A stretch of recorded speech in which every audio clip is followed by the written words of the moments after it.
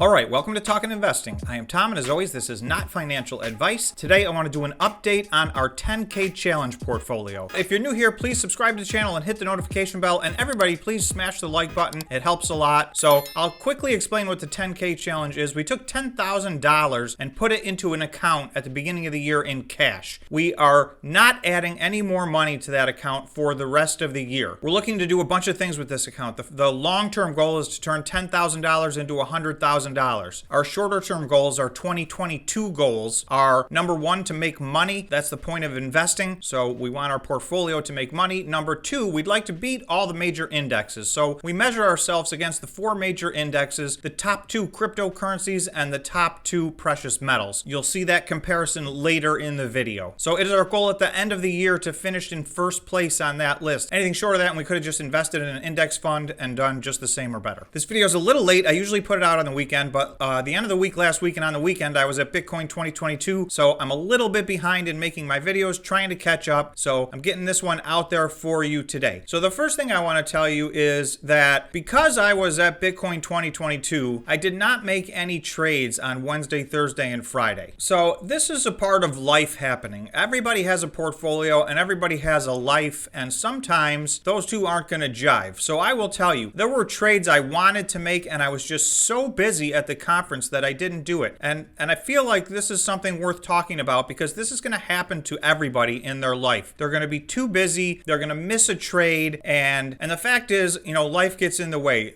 Your portfolio is not the only thing in your life. So I did miss some trades on Thursday and Friday. I don't make a lot of trades on a weekly basis in this account. Some weeks I've made no trades, some weeks I've made 5 or 6 trades. This is not a trading account. It's really a buy and hold long-term value account. But there were some big opportunities to dollar cost average in near the end of the week, and I did miss those just strictly on account of the fact that I just lost track of time and I didn't make the trades. So I want to be open about that because I know that happens to all of you most likely from time to time. So don't feel like you're the only one. This is just kind of how it works. There's 15 positions right now that I'm holding, and you will see them from top to bottom, from the largest position to the smallest position. I try and keep the majority of my positions in stock and anywhere from 10 to 15% of my positions in options. Based on the fact that I didn't get to average in at the end of the week on some of the options that I would have otherwise, I'm now below 10% of my portfolio in options. So that is a little lower than usual. That's fine. To tell you the truth, in next week's update, you'll see that Monday did provide me the opportunity actually to do most of what I wanted to do on Thursday and Friday. So I got lucky really. But for the moment, this portfolio is basically unchanged from last week. Bitcoin had a very bad week last week. Even though it was the Bitcoin conference, I think the news that came out of there was a little bit of a letdown. It was one of those buy the rumor, sell the news situations. So as a result, my 3 Bitcoin mining stocks really got beat up. And the Bitcoin mining stocks have been lagging Bitcoin for several weeks now. So that is something I've been trying to average in on. That's one of the things I missed. So I have 3 Bitcoin mining stocks: CleanSpark, Bitfarms, and Hut 8. They were down quite a bit last week. That was a tough week. These are my 9 highest conviction stocks. So I am holding these and basically dollar cost averaging into them as we go along if the opportunity presents itself. So Romeo and CleanSpark have been flip-flopping as my largest position, and that is just based on not because I've added or subtracted anything to those positions, but just simply because of the movement of them going up and down. So between the fact that the Bitcoin miners had a rough week and the small cap EV stocks had a rough week, also a lot of the volatility got sucked out of the options. So some of these options pulled back and did provide an opportunity. Like I said, next week you'll see I was able to get into some of these on Monday and Tuesday at lower price points. And as the market turns around, I would expect the volatility to come back into the equation. And so all told, this was a very tough week for the market in general, and it was a very tough week for the portfolio. By the way, this is week 14. So we're in week 14 of 52. The initial challenge will be the 52 weeks of 2022. We will continue this beyond that time, but we do want to reach our goals by week 52. Okay, so if we look at where the portfolio sat at Friday, April 8th, and again, this was last week, so this video is a little bit late. This is summarizing last week's activity. As of the end of the trading week on Friday, April 8th, the portfolio was down to $7,821. We had $1,576 of that in cash. So essentially that is my powder on the sidelines to use as opportunities present themselves. And again, I made made a few moves on Monday and Tuesday, but Wednesday, Thursday, and Friday, I did not make any moves last week. I just missed my window of opportunity. Okay, so here's the list. I'm going to start out with this last column here, change this week. You can see the precious metals, silver and gold, were up a little bit this week. And if you look at the year to date, those are the only two that are in the positive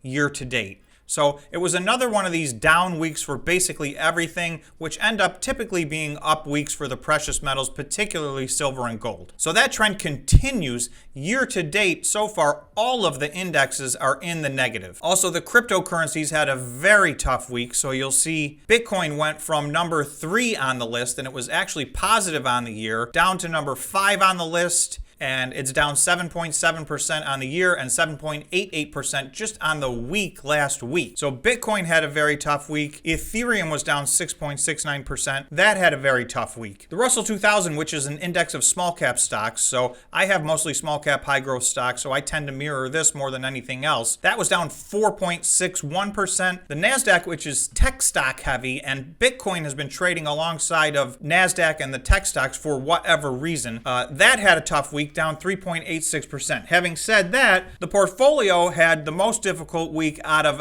the entire group, down 12.29% this week, down over $1,000. So that is the worst performance of the year for the 10K challenge. This, I think, is rivaling our low on the year. So you can see at the moment, the portfolio is in 9th place. We're down 21.79% on the year. And you'll see just 2 weeks ago, we were actually in 4th place, just a 0.5% out of 3rd place. And we went from down about 4% to down 21% in 2 weeks. So a lot of that really has to do with the fact that Bitcoin has been struggling and the Bitcoin miners have been lagging Bitcoin. So as Bitcoin goes down, the miners have been doing even worse. Now, again, I still have strong conviction in all of my plays, so I'm not trading out of any of these plays. I have not sold anything for a loss at this point. I do have 9 positions, and the majority of them are down on the year. I will say that CleanSpark still remains way up on the year, even though it pulled back quite a bit this week. So to summarize, basically silver and gold are the only things that have worked so far this year. I do not expect that to last all year. They have been in 1st and 2nd place every single week, all 14 weeks this year.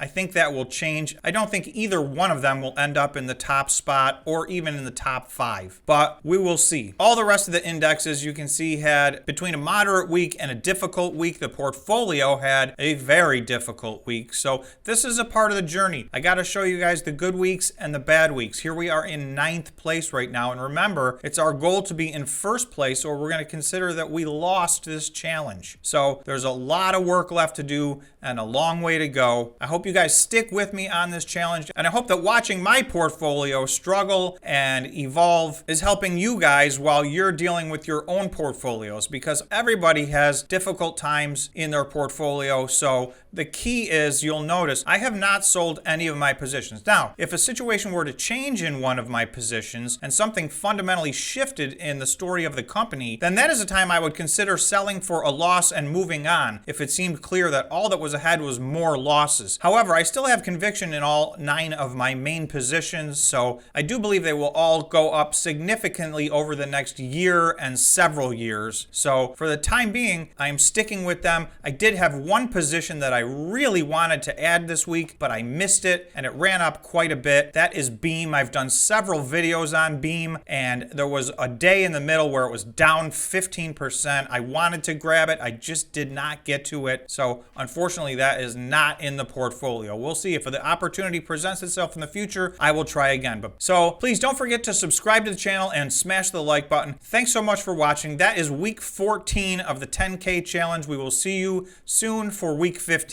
Thanks for watching.